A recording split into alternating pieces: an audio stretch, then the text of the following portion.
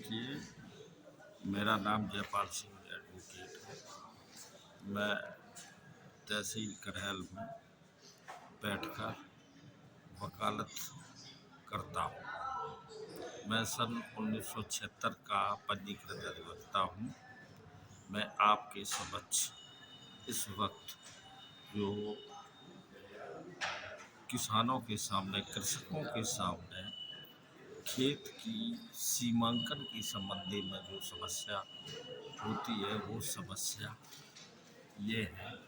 कि पड़ोस के कृषक ने अगर किसी दूसरे कृषक की मेड़ को तोड़कर उसके खेत में कब्जा करने का प्रयास किया है, तो वो कृषक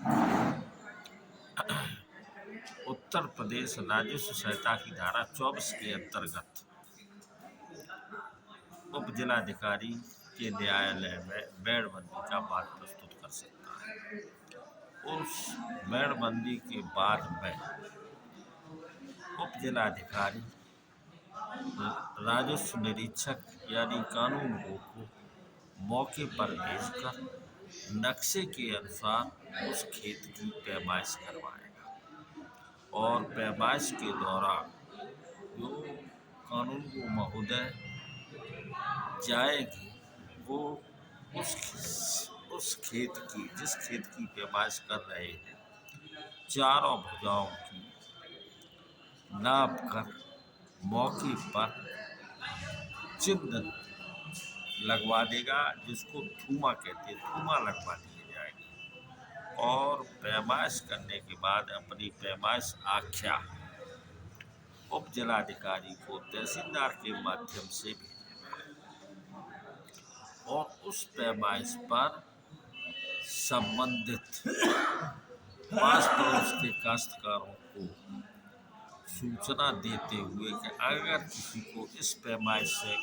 कोई ऐतराज है, कोई गुरेज है, तो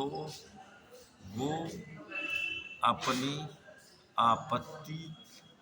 उप जिलाधिकारी के न्यायालय में प्रस्तुत कर सकते हैं। उस आपत्ति को सुनवाई के बाद अगर आपत्ति सही पाते हैं तो वो पैमाइश आख्या को निरस्त कर देंगे उप जिलाधिकारी और पुनः उस पैमाइश हेतु जो है भूलेख निरीक्षक को मौके पर भेजेंगे। दोबारा पैमाइश होगी और वही प्रक्रिया जो पहले हुई थी, वो आपत्ति का पुनः अवसर दिया जाएगा और उस पैमाइश पर अगर आपत्ति आती है तो दोनों पक्षों को सुनवाई का अवसर देने के उपरांत अगर उप जिलाधिकारी ये पाते हैं कि भूलेख निरीक्षक की आख्या सही है, नामांकन सही है, सीमांकन सही किया है, तो वो आख्या को स्वीकार कर लेंगे और स्वीकार करने के बाद पक्षकार के प्रार्थना पत्र पर मौके पर पक्की मुट्ठी, उन जो चिन्ह लगे हुए नाप तोल के, जिनको थूमा कहते हैं, उन स्थानों पर पक्की हदबंदी कर देंगे। अब इसके संबंध में एक चीज़ आपको और बता दें कि मेड़बंदी प्रक्रिया जिस दिन से एसडीएम के न्यायालय में दायर होती है, उसको 3 महीने के अंदर एक्ट के अनुसार निर्णय करने का समय है, परंतु यथार्थ में ऐसा होता नहीं है। मेड़बंदी कम से कम 3-3 साल, 4-4 साल पेंडेंसी रहती है और उप जिलाधिकारी के न्यायालय में तारीखें पड़ती रहती हैं। कानून महोदय भूलेख निरीक्षक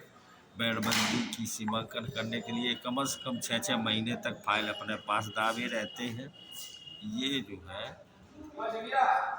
मैं आपको अनुभव के अनुसार ये बता रहा हूँ। एक्ट के अनुसार तो मेड़बंदी 3 महीने के अंदर होनी चाहिए। मेड़बंदी दायर करने के लिए जो पीड़ित पक्ष है उसको एसडीएम के सम्मुख नक्शा, खेत का नक्शा, खेत की तौली की फर्द और खसरा की फर्द लगानी पड़ेगी। उसके आधार पर मेड़बंदी की कार्रवाई होगी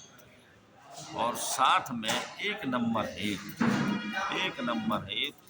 सरकारी खजाने में 1,000 रुपया जमा करना पड़ेगा पैमाइश फीस का। और अगर 2 नंबर हैं और दोनों नंबर पास पास हैं तब भी 1,000 रुपया,